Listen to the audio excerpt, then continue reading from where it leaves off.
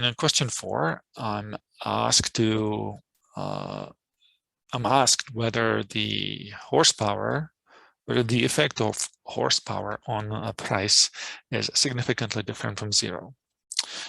It's the same thing as asking whether the slope coefficient is statistically significant, because we're essentially asked to test the hypothesis that beta 1 equals 0 against the alternative that beta 1 is different from 0.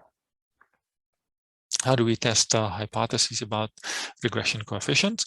Well, we have to calculate the test statistic. The test statistic is the formula is the estimated coefficient, which in our case, beta 1 hat is 181 minus the hypothesized value of the coefficient, which in this case is 0, divided by the standard error of the estimated coefficient. And the standard error of beta 1 hat is 12. So 12.8, sure, we'll write 12.8. So I probably should have written the symbols first, write them down. So here we got beta 1 hat minus beta 1, 0, the hypothesized value for beta 1, divided by the standard error of beta 1 hat. Okay. So when I calculate this statistic, 181 divided by 12.8, I actually get 14.13. Now, obviously, paid attention in class, you know that I don't have to use a calculator to do this, because I know that the computer already calculated that ratio of the coefficient to standard error for me. Essentially, the computer already does this hypothesis for us about every regression coefficient that we estimate. What is the rejection region for this hypothesis? Well, this is a test statistic that bounces around 0 at 5% level of significance. It's a two-sided alternative, so we would be rejecting age 0 here, which is negative 1.96 is the critical value on the left, and plus 1.996 is the rejection critical value on the right. So here we reject age 0. Where does our test statistic fall? Well, it falls way into the rejection, and so we reject age 0 big time, and conclude that the coefficient is statistically significant. It's statistically significantly different from 0. Right?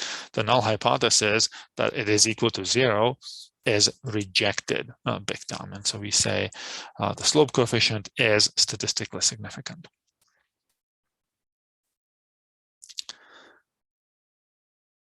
All right, so what if we have to now test a hypothesis about the slope coefficient, and where the null hypothesis is something that the coefficient is not just equal to 0, but some other number, some other hypothesized value.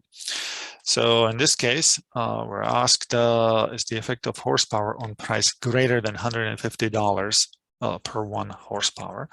So we're asking the H0 beta 1 is equal to 150 against the alternative that beta 1 is greater than 150.